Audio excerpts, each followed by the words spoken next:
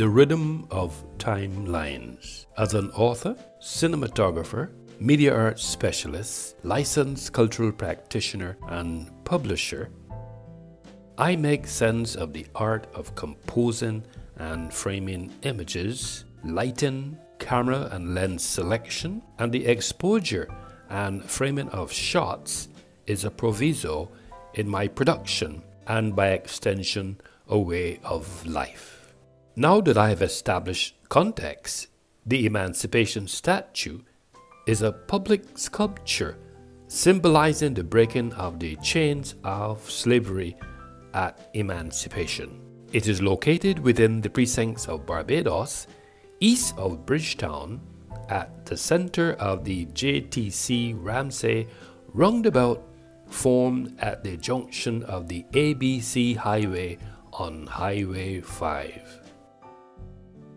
Of note, many Barbadians refer to the statue as Bussa, the name of a slave who helped inspire a revolt against slavery in Barbados.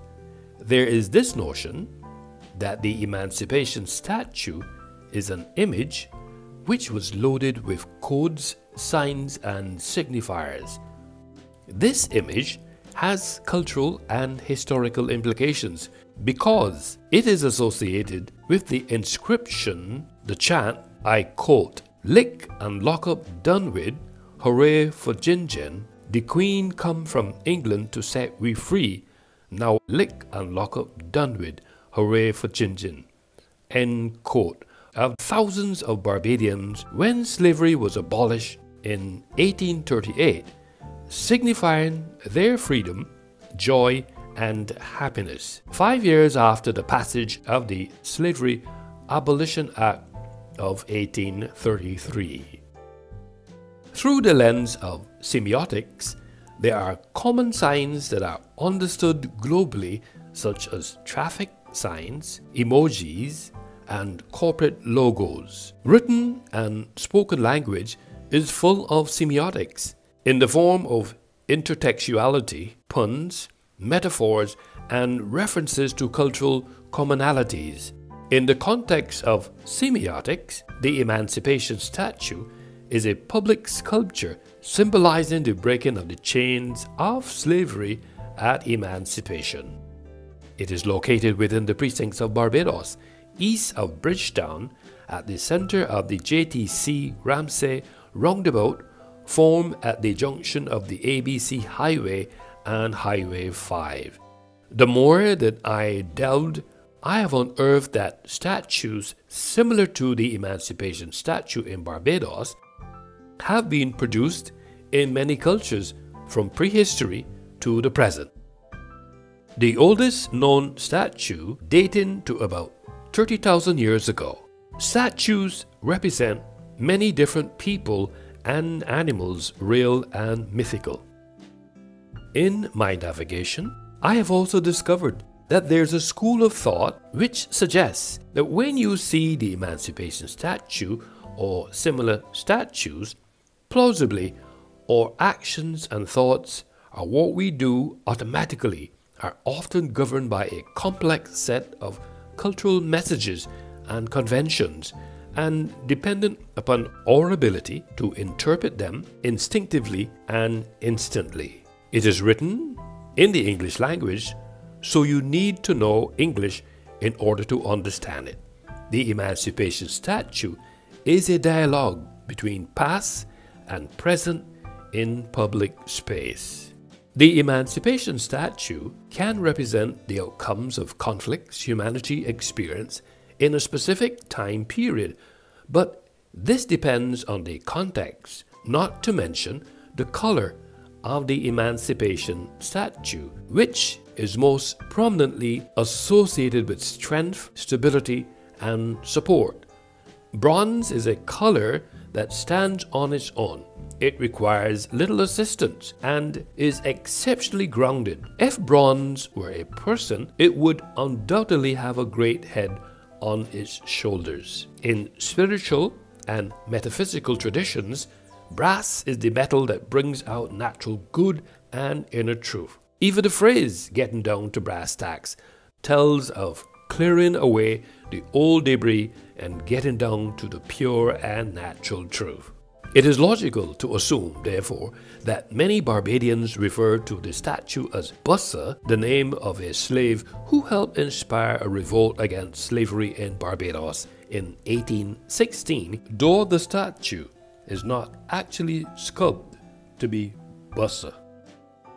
The statue, made of bronze, was created in 1985 by a Barbadian sculptor, Carl Bruhagen, 169 years after the rebellion. This statue is a sign. It represents the Emancipation Statue. It is a public sculpture symbolizing the breaking of the chains of slavery at emancipation. The Emancipation Statue, in all probability, can be categorized under semiotics, since it is the study of signs and symbols in particular as they communicate things spoken and unspoken. Through the lens of semiotics, there are common signs that are understood globally, such as traffic signs, emojis, and corporate logos. Written and spoken language is full of semiotics in the form of intertextuality, puns, metaphors, and references to cultural commonalities. In this context, the Emancipation Statue is portrayed as a silhouette. Silhouette photography is a wonderful way to convey drama, mystery, emotion, and mood in a picture. A silhouette is defined as a view of an object or a scene consistent of the outline and a featureless interior, with the silhouetted object usually being black. It should be noted that a two-dimensional representation of the outline of this object as a cutout or configurational drawing, uniformly filled in with black, especially a black paper, miniature cutout of the outlines of a person's face in profile, the outline or general shape of something, the slim silhouette of a skyscraper. Historically, other artists, especially from about 1790, drew an outline on paper, then painted it in, which could be equally quick.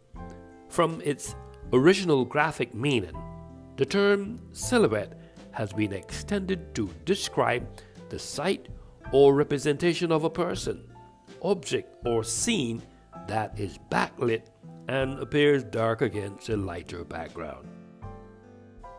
The Emancipation Statue is impacted by backlight. Backlighting has occurred because I composed this subject when the sun was directly in front of me, lighting the back of the said subject. In this environment, one of the strengths of backlight is that it emphasizes shape, so you will want to find objects with strong shapes.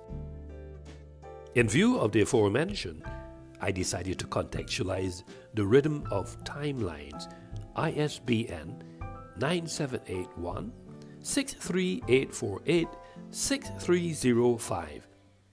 The textual analysis of the Emancipation Statue was juxtaposed against culture, semiotics, and photography, which is my story about a story which started at 6:40 and finished at 6:49.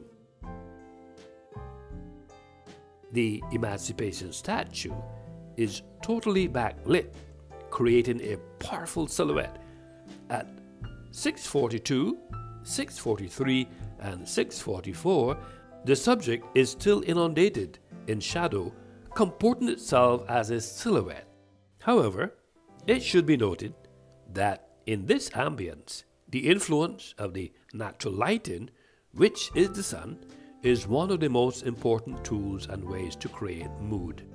As I continue to navigate on this photographic journey, I observe through composing and framing that the said subject, or some point at 6:44, there is a partial silhouette competing with split lighting, which is another tool employed by practitioners because it is also a side of lighting. Surprisingly, the remainder of this subject is still covered by a shadow. The more that I activated my cognitive skills between the period 645, 646, 647, and 648, it should be noted that the back of the statue is composed with natural lighting, which subtly and gradually pervades the section with a measure of lines of demarcation, but the remaining areas are still impacted by a shadow. Overall, at the end of the day, as an author, cinematographer, media art specialist, licensed cultural practitioner, and publisher, I understand the art of capturing images on film, or more commonly today as digital files. Backlighting is conducive to telling interesting stories about this subject, the Emancipation Statue, and its relationship to its surroundings. The general notion is backlighting can be one of the most beautiful forms of lighting for any scene. It's especially eye-catching for portraits, and while natural light for backlighting purposes is especially nice, you might not always get the look that you want.